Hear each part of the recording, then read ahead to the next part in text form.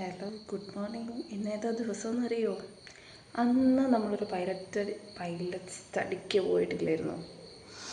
ആ സ്റ്റഡിക്ക് പോയതിൻ്റെ ക്യാമ്പ് ഇന്ന് ആരംഭിക്കുകയാണ്.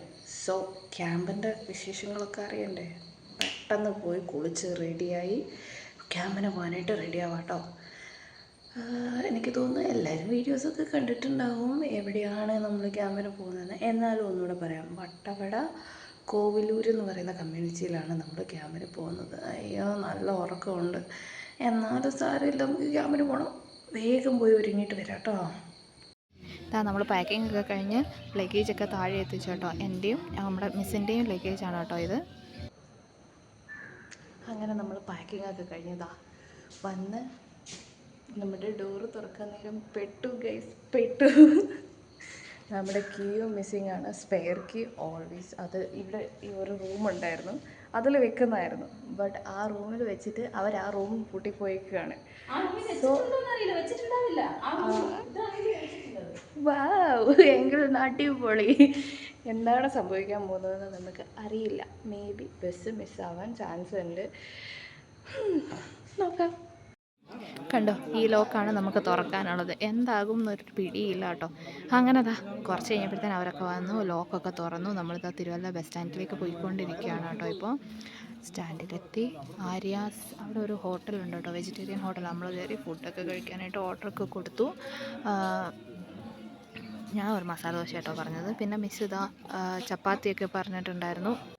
അങ്ങനെ ഷടപടേന്ന് ഫുഡൊക്കെ കഴിച്ച് ബസ്സിൽ വന്ന് കയറി. ഇതൊക്കെ എൻ്റെ കൂടെ പഠിക്കുന്ന കുട്ടികളാട്ടോ, പിന്നെ എൻ്റെ ജൂനിയേഴ്സ് ഉണ്ട്. അത് കഴിഞ്ഞിട്ട് നമ്മളിതാ മൂന്നാർ വന്നിറങ്ങി. അടുത്ത ഫുഡിനുള്ള സമയമാണ്. ഫുഡേ എന്നൊരു ചിന്തയേ ഉള്ളായിരുന്നു. കാരണം അത്രയ്ക്ക് വിശപ്പുണ്ടായിരുന്നു. ദോശയൊക്കെ എതിരെ പോയെന്നറിയത്തില്ല. എല്ലാവരും ഇങ്ങനെ ഫുഡിന് വെയിറ്റ് ചെയ്യാണ്.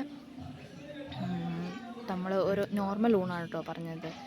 അപ്പോൾ ട്രെയിൽ വാഴയില ഇട്ടിട്ട് അതിൻ്റെ അകത്ത് തരുന്നൊരു പരിപാടിയായിരുന്നു. ചേട്ടൻ കൊണ്ടുവന്ന് ചോറൊക്കെ തന്ന് നല്ലതായിരുന്നു, കുഴപ്പമൊന്നുമില്ലാതെ കഴിച്ചു. പിന്നെ നമുക്ക് സ്പൈസി ഫുഡ് ഇഷ്ടമുള്ളവർക്കാണെങ്കിൽ കുഴപ്പമില്ലാതെ കഴിക്കാൻ പറ്റും. ഞാൻ അത്ര സ്പൈസി ഫുഡ് ഫാനല്ല. പിന്നെ നമ്മൾ അവിടെ നിന്ന് കാന്തല്ലൂരിനുള്ള വണ്ടി കയറി.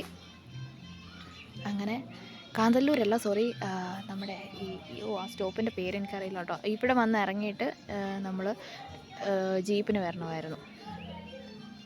എക്കോ പോയിൻ്റ് ആണെന്ന് തോന്നുന്നു, എനിക്ക് അങ്ങനെ പ്രോപ്പർ ഓർമ്മയില്ല. പോണ വഴിക്കുള്ള കാഴ്ചകളൊക്കെയാണ് കേട്ടോ ഇത്. സത്യത്തിൽ നമ്മൾ ബ്ലെസ്ഡാണ്. നമ്മുടെ കേരളത്തിലെല്ലാം ഉണ്ട്. ഹിൽ സ്റ്റേഷൻ ഉണ്ട്, കോസ്റ്റൽ ഏരിയ ഉണ്ട്, എല്ലാം ഉണ്ട്. നമ്മൾ ഭയങ്കര ലക്കിയാണ്.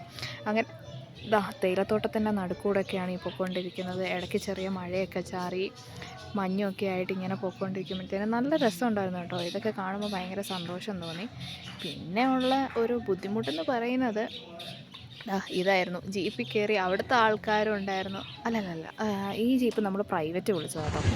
ഇത് അവിടുത്തെ ആൾക്കാർ നമ്മളെ കൊണ്ടുപോകാനായിട്ട് പ്രൈവറ്റായിട്ട് ഇത് ടാക്സി ആയിട്ട് ഇട്ടേക്കുന്ന ജീപ്പാണ്. നമ്മളിതിൻ്റെ അകത്ത് എല്ലാവരും കൂടെ എല്ലാവരുടെയും ലഗേജും ഇതെല്ലാം ആയിട്ട് വരുന്ന. അപ്പോൾ നല്ല കുത്തി നിറച്ച് വന്നതിൻ്റെ ആ ഒരു സഫിക്കേഷനും ഒക്കെ ഉണ്ടായിരുന്നു. പക്ഷെ നല്ല രസമായിരുന്നു കേട്ടോ. ഭയങ്കര ഒരു പുതിയ എക്സ്പീരിയൻസ് ആയിരുന്നു. അവിടെ നിന്ന് നമ്മൾ ക്യാമ്പിൽ വന്ന് നൈറ്റ് പർച്ചേസിനൊക്കെ ഇറങ്ങി. അങ്ങനെ ഇന്നത്തെ ദിവസം കഴിഞ്ഞു. ഡ്രസ്സൊക്കെ ചേഞ്ച് ചെയ്ത് ഫ്രഷായി കുളിച്ച് ഇന്നത്തെ ദിവസം അങ്ങനെ തീരുകയാണ് കേട്ടോ. ഇനിയും ക്യാമ്പിലെ വിശേഷങ്ങൾ വരാനുണ്ട്. അപ്പോൾ സബ്സ്ക്രൈബ് ചെയ്യാൻ മറക്കണ്ട കേട്ടോ.